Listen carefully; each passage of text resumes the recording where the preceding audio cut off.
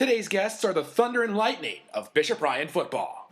Joining me now, it's Logan Merck and Jaxon Feller from Bishop Ryan. Guys, you had a heck of a run last fall going all the way to the Dakota Bowl. A goal that you guys had in mind for years and finally were able to get to the Fargo Dome. What was the difference last season to finally make that trip for you guys? Well, I think it was our unity as a team.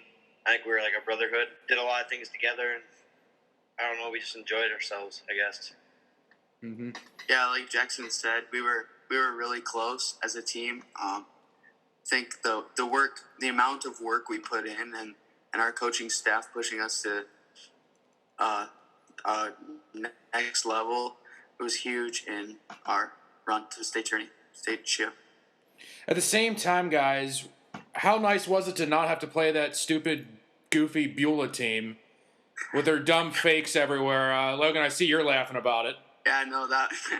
We kind of dodged them this year with them moving up, but we lost to them the past 2 years. I mean, their offense can't figure it out. I mean, they're a good football team, but it makes it even harder to play them when they're running that type of offense. Because, Jaxon, you guys play it straight up and you can still run for 2,000 yards. Those guys are too tricky, right? Yeah. Man. You don't know who's going. You don't know who has the ball.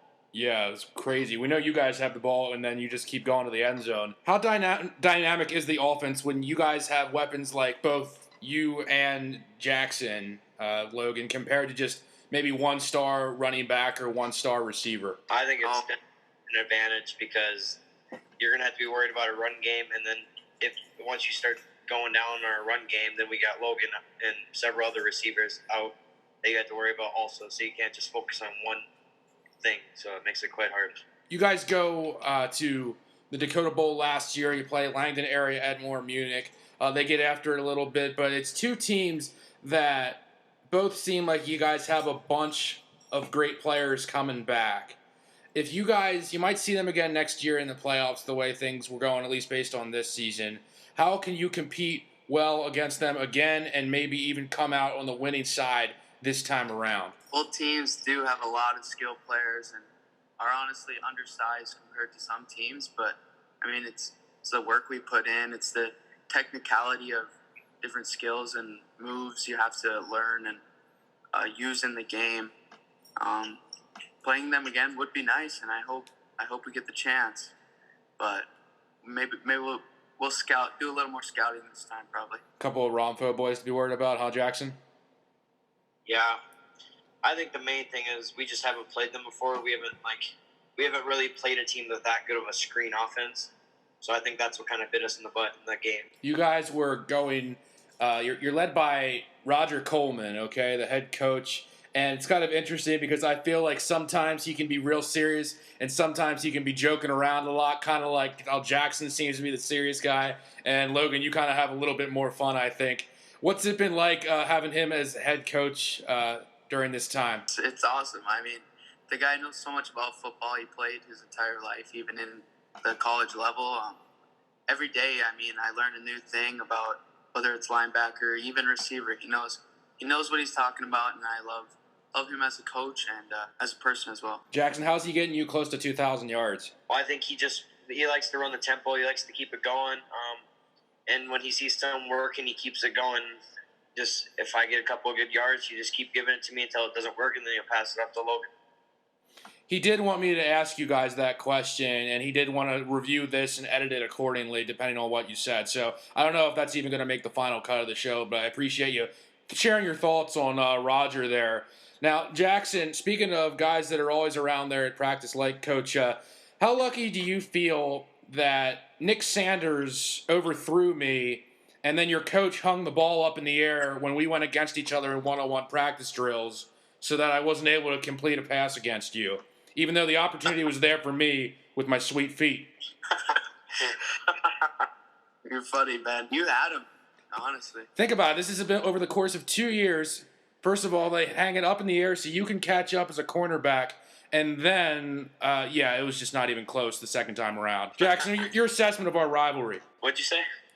Yeah, oh yeah, like you can't hear it. I'm just concerned about. Do you feel fortunate that every time I beat you on one-on-one drills at Lions practice, either the ball's hung up in the air or it's well overthrown and incomplete? Nah, you got lucky, that's for sure. I got lucky. I'll give you the smoke next year. Okay, I got lucky. Maybe next year I'll jam you because Coach was saying that was a friggin' death sentence the last time around. But oh well, we have one more edition left to do with that, man. I So need some ankle braces. I need the ankle braces. All right, whatever, Jackson. So how important? Another big part I think of this team's season for football was the home field advantage. How important was it having such a homer PA announcer at your football games to the success of the team? Well, it was definitely nice, but like at the same time, our fans are so supportive, so it doesn't really matter where we go. Like at Belleville, we loaded up the stands and the sidelines. At Bowman, we loaded up their stands, and we just were loud everywhere. So it doesn't really matter. We just have the fans. That's what creates the atmosphere for us. Logan Jackson kind of dodged the fact that your PA announcer at Herb Parker Stadium is all about the Lions, and whether you guys have a big play or whatever, he's freaking out and getting everybody excited. Versus if the other team does something good, then it's not really loud in there. Yeah, Joel Sandy's awesome. Yeah, he is. He sure does hype us up, and we do feed off it. It's fun to hear your name called, or when he says the swarm of lions make a play. It's awesome. Yeah.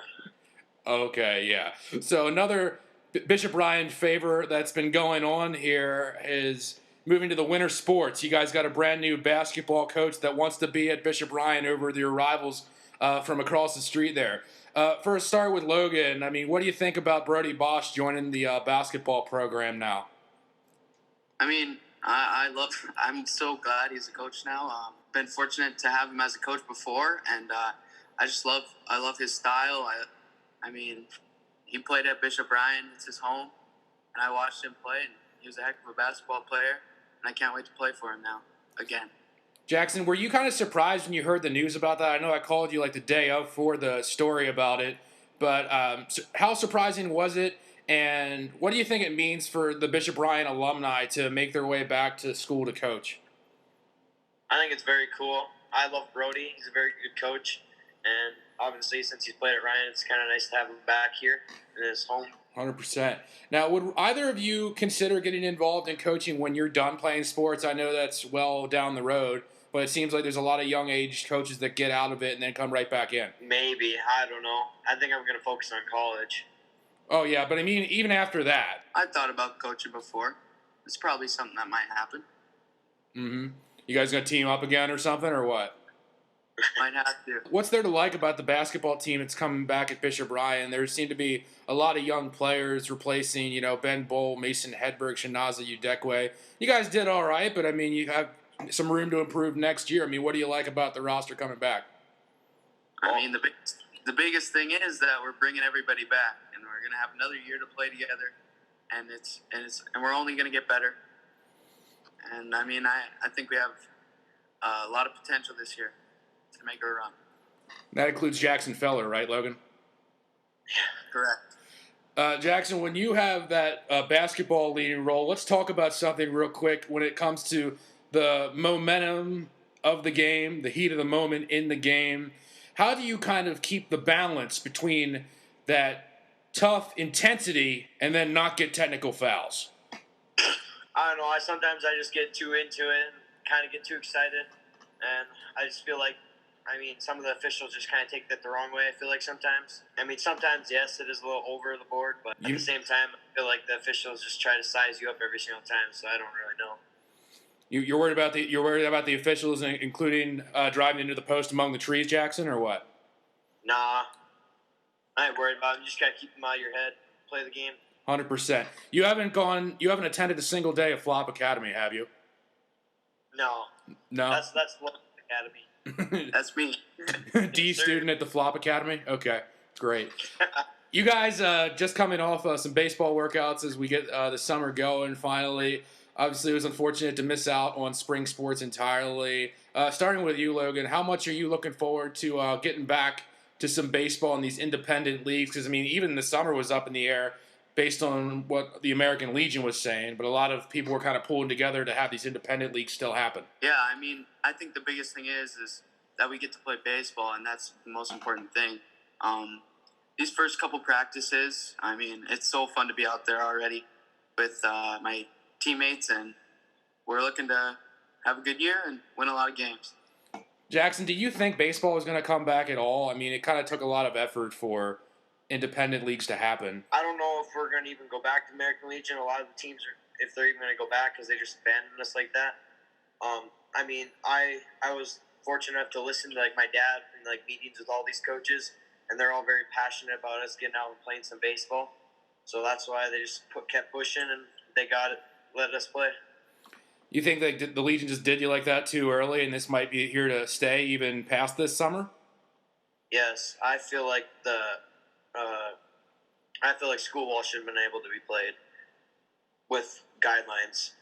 I don't think there's any reason it should have been canceled. That's a brand new take that I haven't heard yet, so I appreciate it, man.